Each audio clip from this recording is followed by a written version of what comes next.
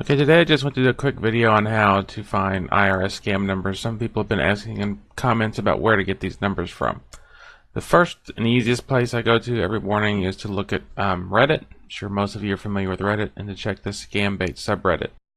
Now in there, every day, at least during the week, there's a post that lists today's phone numbers. Of course, I can't find it for today.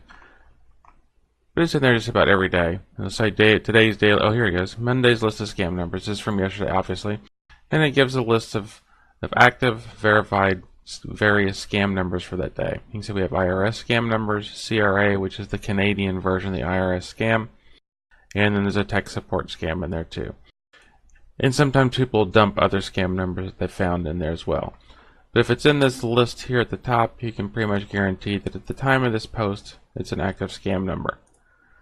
The next place I'll look is badnumbers.info, and here people go, if they get a phone call from a number they don't like, they can go here and post it. And this feed here on the first page is not in real time. You have to keep refreshing it, but you can see the number that somebody received a call from and what they had a problem with. Now, most of the entries on this page are from debt collectors that people don't want to have to deal with. But if you look down through here, eventually you'll find some that are obviously IRS scam numbers, like this one. Yeah, I got the same robocall that threatened me with local cops. We've all heard the local cops thing. You can actually click on the number, then it shows all the reports that people have given from that number. You can see it says IRS collections. So 99.9% chance this is an IRS scam number. Now you have to be careful on this site because there are numbers on here that people post as pranks. Well, obviously this isn't Satan's phone number, as far as I know. Never called it. But some people will play jokes on their friends or just on people they don't like and go ahead and post their number on here, hoping that you or other scam baiters will call and harass that person. So make sure that if you find a number on here, you click on it. If it only has one entry on it, I probably wouldn't call that number. I would just leave it alone. If there's 4 or 5 or a dozen entries on there about how that's an IRS scam number, then yeah, go ahead and give it a call. But you have to be careful on this site because sometimes people just post their friend's number on here as a joke. Same thing on here. The other site that I look at every morning is 800notes.com. It's similar to Bad Numbers, except just has a different user interface. People go on here and they post a phone number and then the problem they have with that phone number. Most of these are hang-ups or debt collectors that people don't want to deal with. But IRS is on here too. Like this one, you can see it on here. The thing I don't like about 800 Notes is it doesn't show the phone number on the feed page. It just shows that this particular phone number, whatever it is, has been reported 44 times. And here it says the same number left me the same message, just ignore it.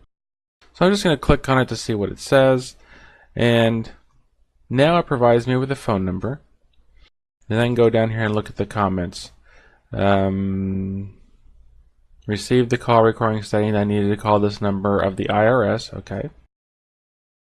So yeah, this is all scam. They say it's the IRS. So I'm pretty sure now that most of these are pertaining to the IRS. So this is obviously an IRS scam number call.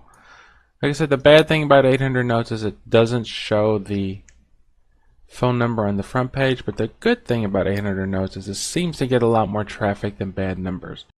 If I remember, 800 Notes has just been around quite a bit longer than Bad Numbers. So it's a good place to go and look for to find IRS scammers. And you can find tech support scammers on there too, and the grant scammers. I haven't dealt with the grant scammers yet, but I do know their numbers pop up on here from time to time. So those are the 3 places I go in the mornings when I'm looking for IRS scammers to call.